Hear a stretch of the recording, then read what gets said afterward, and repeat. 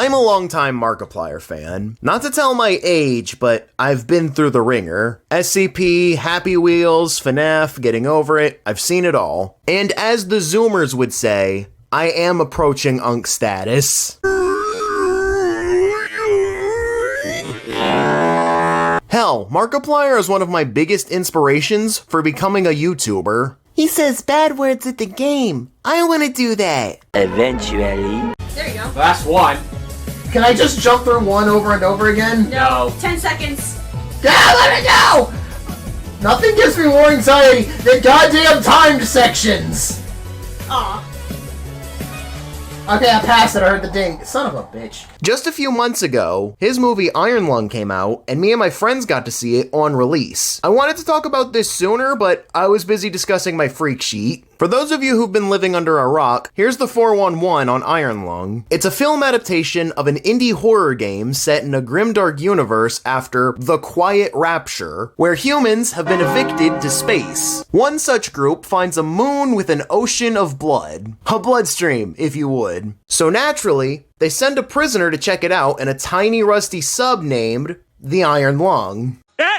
He said it! He said it! What could possibly go wrong with that? December 5th, the final trailer comes out and there's a website to purchase tickets. I go to check and, not surprisingly, my home state of Louisiana has no theaters. Unfortunately, we have a track record of not getting many indie events. 2 weeks of me checking, more showings are popping up in the eastern US, but still nothing near me. I'm starting to lose faith, and y'all, I kid you not, the one day I chose not to check the website, son of a bitch. From that point onward, I was watching the website like a hawk. Every day, every hour, on the hour, I was checking that damn website. Finally, I see that a Malco Theater, a short drive from my town, has a showing on January 29th. So I tell my dad, he grabs the tickets for me and my friends, and we start planning. We had a 6 p.m. showing with seats in the H row. Slight problem. I was wrong about both of those. So the day comes, and Nesh, Cherry, Jacob, and I are all ready to iron our lungs. We planned to get over there, eat something near the theater, and play at the next door arcade. We didn't get to do any of that. Instead, before we got on the interstate, Nesh hit us with, Guys, I forgot my wallet.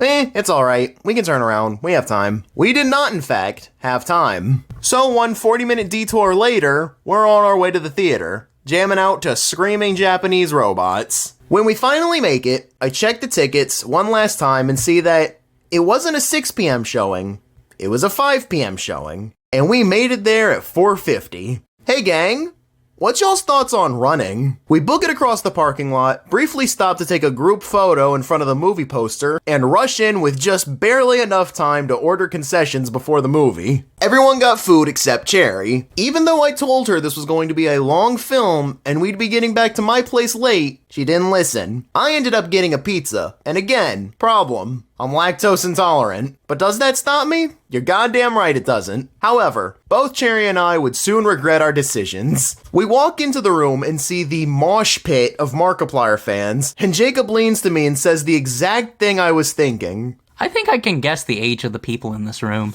We sit down, and in the row above me, there's this girl who complimented my nerdy-ass jacket and started making jokes with the rest of the gang. The previews start, and I begin enjoying my succulent Italian meal when a mother and her 2 sons walk over and inform us that we're in their seats. Uh-oh, looks like my anxiety's kicking in. Originally, I thought it was a double booking due to a website error, which Markiplier fans have a reputation for causing. Y'all remember the OnlyFans incident? So after a minute of confusion, I realized the problem. We were in the H spot, and we're supposed to be in the G.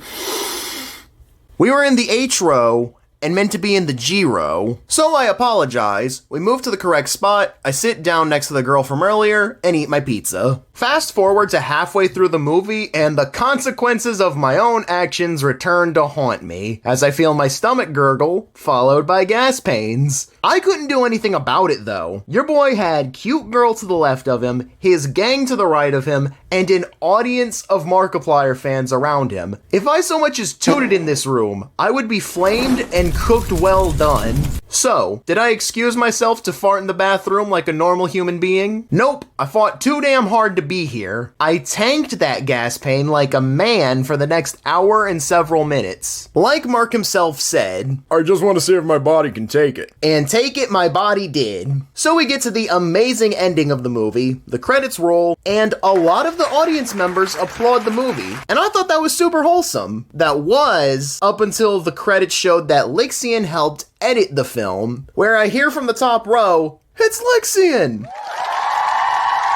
Markiplier, the director and lead actor of the film, got a light applause while his editor got a roaring cheer. It really makes me wonder how many theaters that happened in, and if Markiplier saw that. To end this story off, the gang and I are heading back to Jacob's truck. I rip mega ass in the parking lot away from everyone. And we head back to my place to watch some anime. But, as we're heading down the road, Cherry tells me she's hungry. Who'd have thought? So, guess whose ass I'm making a ham sandwich for at 9 at night? Stay kind, y'all, and have a good day. I think I can guess the gauge of the people. Gauge? The gauge.